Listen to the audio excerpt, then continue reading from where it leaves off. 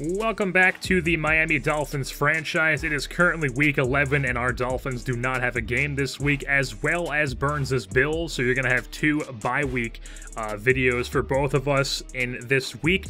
So as we head into week 11, the Miami Dolphins are sitting at 10-0 on the season, undefeated obviously, sitting atop the AFC East, and the Bills right behind them at 8-2. The Patriots at 6-3-1 are still very much in the hunt for the playoffs, and then there's the Jets. The Jets just being the Jets. They put up a pretty good fight against me both times, but the Jets, they can't win games. They're 0-10 on the season, so the AFC East has both an undefeated team and a winless team. And then, of course, me being undefeated, I'm also the best record in the AFC and NFL in general.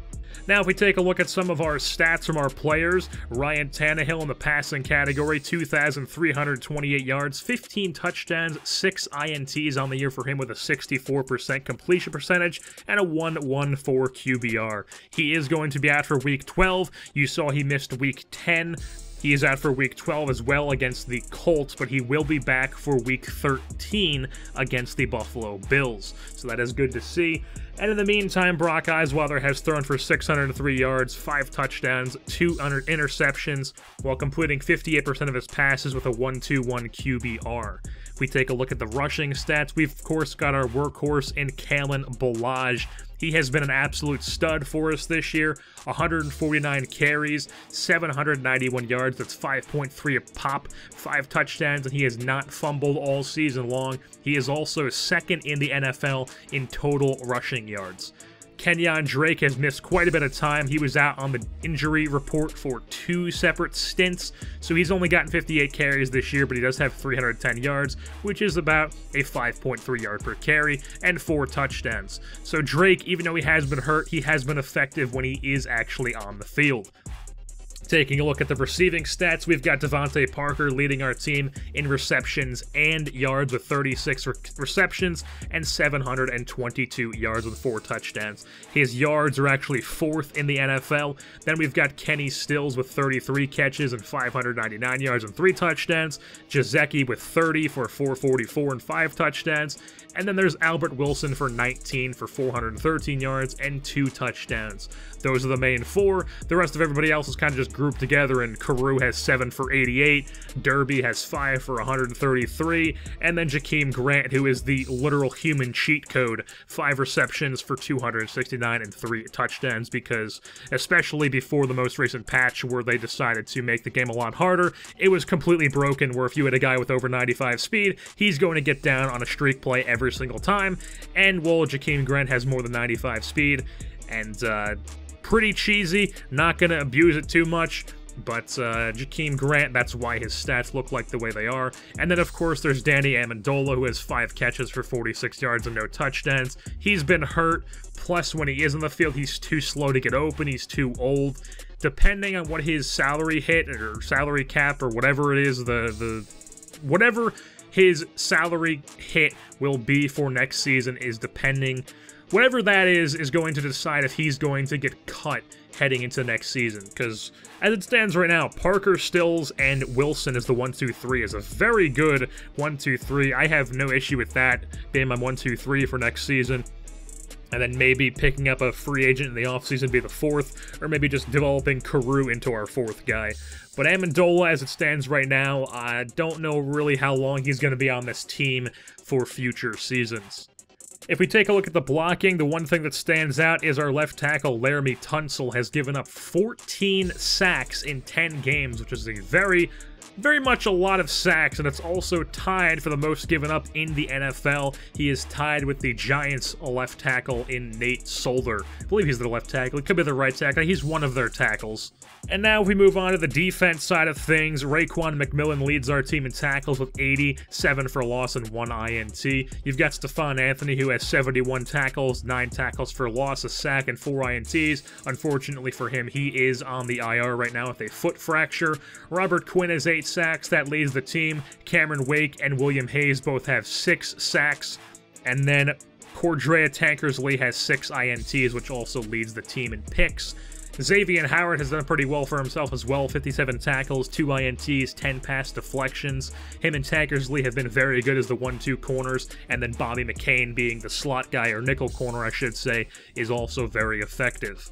I would show you Young Hoku's kicking stats, but unfortunately Madden has not kept track of them in this franchise. That's been an issue in the past like 2-3 versions of this game. For whatever reason, they just completely ignore the issue. They don't fix it. I'm sure people have complained about it, and they just, for whatever reason, they don't think this is a thing they should fix. So I'm not able to see Young Hoku's kicking stats, and he's like not eligible for best kicker of the year or anything like that. I think he's missed 1 field goal all season long, but I can't confirm that because yet again, they don't keep track of that, and Madden's like, nah, we're not gonna fix that. They are keeping track of the punting stats, however, as Matt Hawk has 39 of those on the season with a 53.7 yards per average per punt. He also has 12 inside the 20, 12 touchbacks, and he has a long of 79. So the lefty punter out of Arizona State has a very good leg to him. Taking a look at the team stats, we are currently 2nd in total offense, we are 3rd in passing offense, we are 2nd in rushing offense, and on the defensive side of things, we are the 2nd worst defense in the NFL. The worst, according to total yards given up, is the Buffalo Bills. But I mean, team stats are always wonky in Madden franchises. You're either way below everybody else as a human user compared to the CPU users, or the CPU teams, or you're way above them. If we played with accelerated clock, which we don't, but if we did, we'd have the best defense just purely because we play shorter games than the CPU. So it's just, there's really no way to balance that. It's just either we're way worse or we're way better. And that's just how it is. Next thing to take a look at is the yearly award races, starting off with the Coach of the Year being the top of that, because of course we are undefeated, is Linguini Scalapini. He is 1st in that race. Stephon Anthony is currently 2nd in the Defensive Player of the Year race, but he does have a foot fracture. He's out for the next few weeks, and he is on IR right now because we needed to make room to sign a guy for him. So Stephon Anthony probably not going to be coming back this year, and that definitely takes out his spot for Defensive Player of the Year chances. Tankersley and McMillan are also listed on that, as well as Xavier Howard. I would have to scroll down to see him. Kalen Ballage is 3rd in the AFC Offensive Rookie of the Year, and then also Mike Gesicki is 4th on that same list. Minkah Fitzpatrick is 2nd on the AFC Defensive Rookie of the Year. Josh Sitton, our left guard, is in 2nd in the best O-line in the AFC. He's only given up 1 sack all year long, so that does make sense. Robert Quinn is 3rd for the best defensive lineman. He has 8 sacks in the year, like we went over. That leads the Dolphins, so he's been a pretty good D lineman for us. Cordrea Tankersley, 2nd for the best DB. He's been very good for us as well. And now let's take a look at who we are scouting. And first thing before we do that, you guys are going to see the class just scrolling across the screen right now. This is the imported OSFX draft class. These are the same guys that do the OSFM roster set for the MLB The Show franchise that I do every year. I wait for that roster every year. I was waiting for the draft class from these guys for my Madden franchise this year, and that's the one we're using. If you guys are interested in downloading it on PlayStation, it is listed under the gamer tag Ryden Down Kingsley. It is on the screen right now, RIDINDWNKINGSLEY. I have no idea what the gamer tag for these rosters are on Xbox One. I do know they have a set on Xbox One, but they are on Xbox One. I'm sure if you go to their Twitter, you would see what it is on Xbox One. So as far as what I think our team's biggest needs are, first things first is the offensive line. Laramie Tunsil has just been straight up bad this year. As we know, he is giving up the most sacks in the NFL.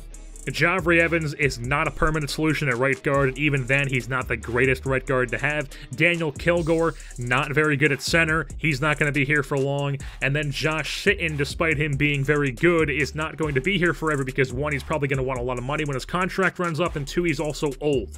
So really the only offensive lineman we have on our roster right now that's probably going to be here long-term is Juwan James, because he was actually re-signed to a 4-year contract, as I showed in an earlier episode of this series. The second need I think we have is linebacker. Raekwon McMillan has been solid. I think he's a very good long-term piece for us. Stephon Anthony has performed very well. He's hurt right now, as we obviously know. Kiko Alonso is meh. He's okay. He's a good depth guy to have, but he's not like my ideal starting outside linebacker. And I also don't know how much longer I'm going to have him for. For all I know, I might cut him after the end of the season. Jerome Baker is a solid rookie, but I don't think he's going to be anything more than a depth guy. And like I'm saying, none of these guys are great overall-wise, so we definitely need some depth to our linebackers in general. And then, like I said, McMillan is probably the only long-term starter at that position, so we just need guys to build around and hopefully build up a good linebacking core. And that is why linebacker is something that I'm looking at. Cornerback is sort of a need. Now, I know that Tankersley, Howard, and McCain are not the best overalls, despite them actually performing quite well, and they're performing quite well because this is Madden. I'm not going to pretend that Madden isn't Madden. I'm not going to go out there and try to have 4 90 overall corners on my team, just because corner is such an important position in real life. In this, it's important, but you don't need good corners. Like, the corners I have right now, if I had these guys for the entire duration of the series, I would still probably be one of the best defenses in the league, because it's just simply, it's Madden. Like, you don't need good corners. There's, like, really no difference between how these guys play and, like, an 85 overall corner would play. It's dumb, but it's Madden. I'm not going to pretend that I need these corners. Obviously, there's going to be a little bit of a difference between, like, Tankersley and, like, an 85 overall corner, but it's not going to be, like, so incredibly different that it's, like, a #1 need for me. So, I mean, if I need a corner, I'll go out and look for a corner, I'll draft a corner, but if I don't, I'm not gonna, like, go out of my way to, like, pass up a different need that is more important in the grand scheme of things in Madden than it would be for a cornerback. Defensive tackle is something that I currently don't have any on my draft board currently, but it is a position that I do want to draft and stock up to build throughout the future, because right now, out of my defensive tackles, the only one on my roster that I like is Davin Godchaux, the only defensive tackle who I like and I think will be here in Miami for a decent amount of time, and he's not even that great. He's probably at best the #2 defensive tackle. So I'm definitely not looking for him to be, like, our #1 defensive tackle throughout the series. This is not something that I want to have, with Davin Godchaux being the only person on the defensive tackle list that I like. Jordan Phillips is a guy who his contract is expiring. We'll get into that a bit later on. Akeem Spence is just, I don't like him at all. Vincent Taylor is just meh. So defensive tackle is a position I would definitely expect me to see, maybe even draft 2 of them in the mid to late rounds in this upcoming draft. Depth tight ends is also something I'm looking at, because once again, I don't currently have any on my draft board, but really the only tight end we have is Mike Gesicki. He is our long-term starting tight end. That is solidified. He is our long-term starting tight end. That's just how it is. But then after him, there's A.J. Derby and Gavin Escobar. Not the greatest tight ends. They're like mid-70s overalls. And then there's also Durham Smythe. None of these guys really have that big of a future here. Smythe is being used as the fullback right now, and he's our 4th tight end. So none of these guys really have the greatest future. Derby and Escobar, their contracts are up at the end of the year. We will get into that a bit later on. So backup tight ends, depth tight ends is definitely something that I could look at in the draft, but it's also something that I could focus on in free agency, because it's quite easy to find some decent backup tight ends in free agency. And then the last need that I have listed is a backup/future QB. Now, Tannehill is our QB1 right now. He is solid. He's not spectacular, but he's good enough. And QB is another one of those positions, just like cornerback, where in Madden it really doesn't matter. If you are good at quarterback as a Madden player, it doesn't matter who your quarterback is. You're going to be a good quarterback no matter who your quarterback is. Obviously, there's going to be some overthrows. There's going to be some throws that he doesn't hit perfectly as much as, like, Tom Brady, if he was your quarterback, would hit. But at the same time, if you have a 74 overall quarterback and you're a good Madden player, it's not going to affect you having a 74 overall quarterback. Obviously, like I said, there are going to be some overthrows and whatnot, but upgrading from a 74 overall quarterback to an 82 overall quarterback, there's really not much there. And it's also vice versa. If you're a bad Madden quarterback, upgrading from Tannehill to Tom Brady, you're still going to be a bad quarterback. It doesn't matter who you're playing as. So really, if you're a good quarterback in Madden, you're going to be a good quarterback in Madden no matter who your QB of your team is. And like I said, vice versa, it works the same way. So Tannehill is like a 78 right now, I believe. So going from that to like an 85 would be a little bit of an upgrade, but it's not going to be the most insane thing. So Tannehill, I still have him for a few more years. He's solid enough. I have no complaints with him. Might as well keep playing him. I'm not going to go out there and try to spend $3 billion on a QB when I could just use this one who's working perfectly fine for me. So basically, the plan for QB is to probably draft one in the middle rounds, maybe like 3rd, 4th round, maybe 5th round, and then kind of have him as Tannehill's backup for the next few years, and then maybe when Tannehill's contract runs up, then I will replace Tannehill with the guy that I've been grooming for the past few seasons. Now, if we take a look at some of the big decisions or possible re-signs that we have in the upcoming offseason, the two biggest ones are Cameron Wake and William Hayes, our best two defensive ends on our roster. They are both old, and they are both on expiring contracts. They both most likely won't be brought back as we look to go younger at those positions. We still have Robert Quinn for at least next year, and we also have Charles Harris, who is a second-year pass-rushing defensive end out of Missouri. He hasn't gotten much time because we have so many DNs that he just doesn't really play that much, and I want him to be one of our key players next year. And Wake and Hayes, I don't think they're going to be back next year. If any of them are back, I would probably say it would be Cameron Wake, and it would be because I franchise tag him. But besides that, I don't really think these guys are going to be back. And even if I do, even franchising Wake is going to be like a really iffy thing. I don't know if I want to do that.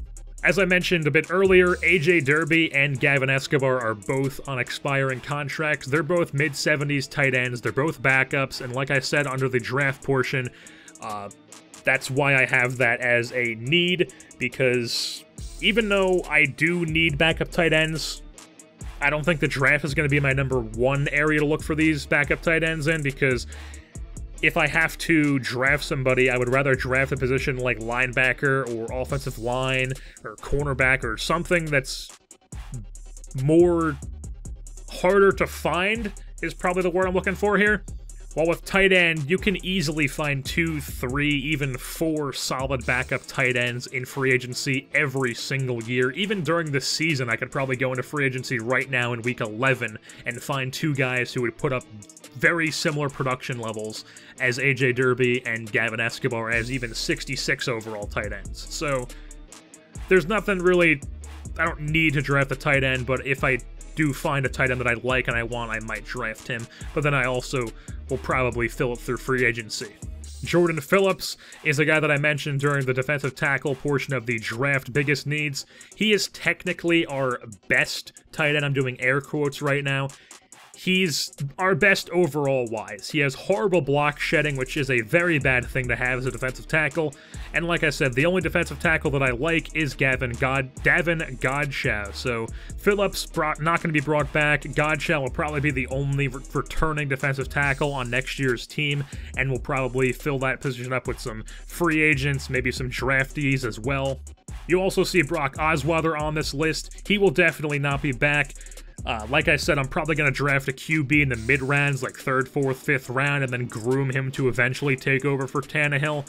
But I might even sign a cheaper backup option. I'd rather do any of those options, either sign a cheaper guy in free agency or draft a guy and groom him, than I would rather have Osweiler to be re-signed for this ridiculous amount of money that he wants to be a backup. And as far as who we've already re-signed, we've already brought back Jawan James, one of our offensive tackles, for 4 years, and we've already brought back linebacker Stephon Anthony and cornerback Tony Lippett for 2 more seasons.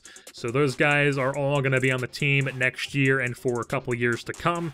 Now, if we take a look at the rest of our season, this is Week 11. Week 12, we take on the Colts in Indianapolis. Then we take on the Bills in Miami. That's a user game against Burns. Week 14 versus the Patriots. Week 15 at the Vikings. Week 16 versus the Jaguars. And then we end our season in Week 17 with our second game of the season against Burns' Bills. Now, a thing to keep in mind is that the recent update to Madden made the game very much harder. Our slider set is very much difficult now. Brady could very well throw for 500 yards and complete 90% of his passes on me in that Patriots game. The Vikings-Jaguars could both definitely sack Tannehill 10 to 12 times each, and Burns is always a tough matchup. We've been on online Madden leagues together, and we're pretty much always been in the same division, playing each other twice a year, and our games pretty much always end as, like, it goes down to the wire, and just whoever has the ball last wins. With that being said, neither of us have played online Madden this year, so we don't really know how it's going to go, but that's generally how it goes when we match up against each other in Madden. So with that being said, that's going to wrap things up here for this edition of the Miami Dolphins franchise. I've been your host, Jerseyborn, and I'm saying goodbye.